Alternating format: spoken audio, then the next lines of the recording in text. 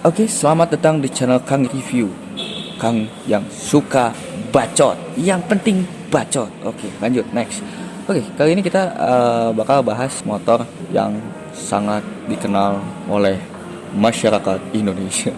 Ya, Honda Beat, motor 1 juta umat kan. Oh, lanjut kan. Jadi motor ini dulu diluncurkan dan sampai sekarang di tahun 2020 sudah ada generasi keempatnya. Motor ini sudah dijual lebih dari 17 juta unit. Wih, amazing banget ya. Ya ampun, wow, edan. Sangat edan. Oke, yang kita bahas ini adalah yang Gen 1 atau generasi pertama. Nah, generasi pertama ini sebenarnya yang paling saya suka gitu ya. Dari desainnya, terus motornya juga ramping, kecil, ya pokoknya bener-bener motor operasional emak-emak. Mantap. Motor operasional emak-emak. Nah, ini dari depan. Untuk dari depan sih lampunya tajam lah ya. Pokoknya banyak banget elemen desain najem. Yes, tajam. Dia lampunya semuanya masih menggunakan lampu halogen ya, kecuali untuk motor yang ada di depan kita ini sudah ya sedikit dimodifikasi lah ya. Lampu depannya sudah menggunakan LED, ya jelas LED yang bukan yang mahal lah ya. Ya namanya juga anak muda. Terus untuk di bagian depan ini ada perbedaan ya. Jadi kalau misalkan kalian lihat Beat Gen pertama yang di atas tahun 2010 itu ada perbedaan di spakbor depan. Yang di bawah 2009 itu spakbornya yang kayak ada di depan kita saat ini.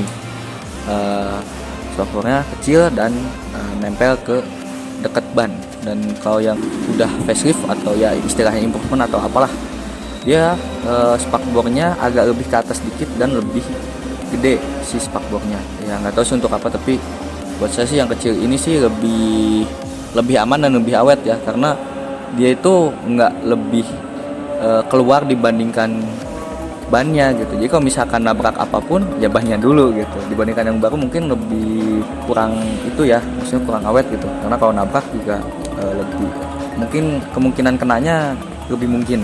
Oke, terus untuk di bagian speedometernya sih cukup simpel ya, cuman emang ngaco aja sih, ini buat apa sih motor 110 cc bisa sampai 120 dan ngapain. Untuk kelengkapan di sini switchnya sih normal ya, ada switch lampu dekat, lampu jauh, dan di bawahnya ada sen, dan di bawahnya lagi ada klakson. Oke, terus untuk di switch bagian kanan ini yang cukup langka untuk saat ini ya. Switch lampu ya, ini cukup langka ya, karena motor-motor sekarang udah menganut AHO, automatic headlight on. Oke, dan motor ini sih ya buat saya gitu, untuk posisi duduk dengan tinggi saya yang 165 cm ya, buat saya sih dia masih jinjit ya. Kenapa sih kok kaki belakangnya masih ngambang gitu ya? Karena motor ini joknya itu nggak nyipit gitu, jadi di depan tuh nggak menyipit kayak motor-motor sekarang, makanya dia masih si paha tuh jadi harus ngelebar ya, kayak ngangkang, tapi nggak sengangkang Moge 155. Dan yang paling saya seneng gitu ya dari motor ini adalah dia itu spakbornya nyambung dari dek depan hingga ke belakang. Jadi si pengendara belakang itu dia nggak perlu ngebuka dudukan kaki gitu buat ya gini, karena itu sudah langsung ada. Dan untuk motor ini sih saya rasa ya, dia itu mesinnya masih konvensional, dia masih menggunakan sistem karburator bukan injeksi seperti Beat gen selanjutnya. Kita lanjut ke bagian samping. Ini dari depan dek ini dia ke belakang itu makin menyipit ya, makin kecil, dan lampunya benar-benar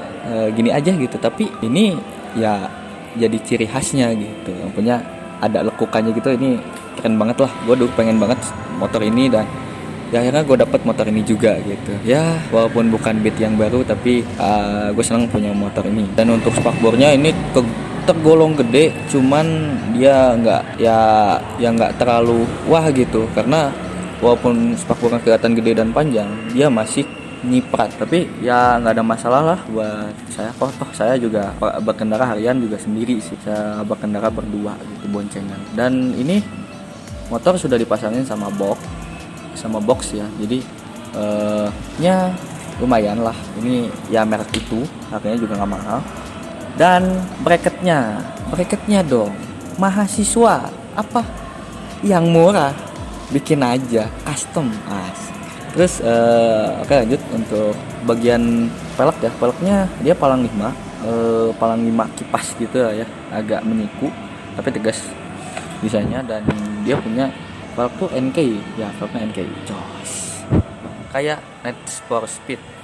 Terus untuk bannya, untuk yang depan sih ukurannya 80/80 ring 14, cuman ya ini bannya udah diganti, udah bukan ban orisinilnya. Dan di depan dia udah pakai rem cakram, suspensi teleskopik, gue lupa ini merek, dan ini masih standarnya. Terus di bagian belakang itu lebih gede, 90/80, dan sama juga ring 14, cuman di belakang itu masih menggunakan sistem rem Tromol ya, masih rem Tromol, dan makanya dia punya parking brake lock. Terus untuk motor ini ya kita bahas mesinnya 110 cc, diplesetin, dibuletin aja 10. Mesinnya 108, berapa cc gitu, saya lupa ya, nanti ada di bawah ya spesifikasinya.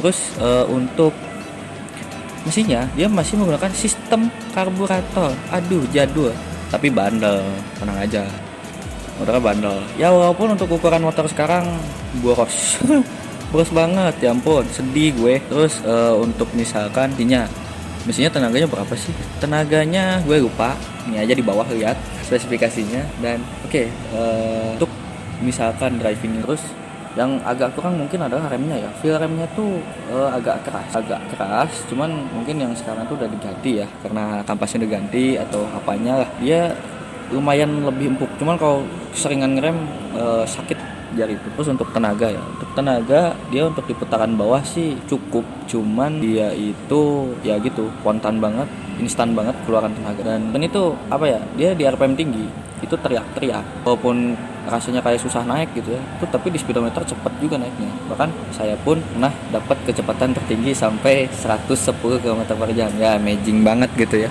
motor operasional emak bisa 100 km, ya ampun. Oke, terus kita bahas soal konsumsi bahan bakar. Oke, untuk konsumsi bahan bakarnya, kalau misalkan dibilang irit, ya irit pada zamannya irit ya. Cuman untuk saat ini sih mungkin ya BBM udah naik gini gitu, dan udah bisa dibilang ini motor juga pakaian perjalanan jauh terus. Jadi untuk saya pemakaian biasa saya dapat 27,4 km/liter ya gitu deh. Tuh ukuran motor sekarang liter ya gitu, beda sama motor sekarang anjing bisa di atas 30 km/liter edan gitu ya. Nah kita udah sampai ke kesimpulannya. Jadi apa sih kesimpulannya? Masih layak gak sih dipakai di tahun 2020 gitu ya? Jadi kalau misalkan buat saya motornya masih cukup layak banget buat dipakai di tahun 2020, karena kita mungkin nggak bisa dapat kondisi baru ya. Tapi motor ini dari tahun 2008 untuk gen pertama hingga 2012, motor ini mungkin dijual di kisaran 5 juta hingga 8 juta tergantung kondisi. Mungkin kalau kondisinya perfect banget, kondisinya sempurna, mungkin bisa di atas 10 jutaan itu walaupun tahun berapapun ya. Jadi benar-benar luar biasa banget harganya. Dan ya mungkin kalau buat kalian yang pengen motor buat harian, tenaganya enak ya walaupun agak boros gitu ya, masih kecil tapi lincah, ya mungkin ini adalah motornya. Mungkin segitu aja untuk video kali ini. Sampai jumpa di video selanjutnya. Salam bacot dari Kang Review. Oh ya, jangan lupa untuk klik like, jangan lupa untuk komen kritiknya apapun, di komen aja. Jangan lupa untuk subscribe dan jangan lupa loncengnya dong. Teneng.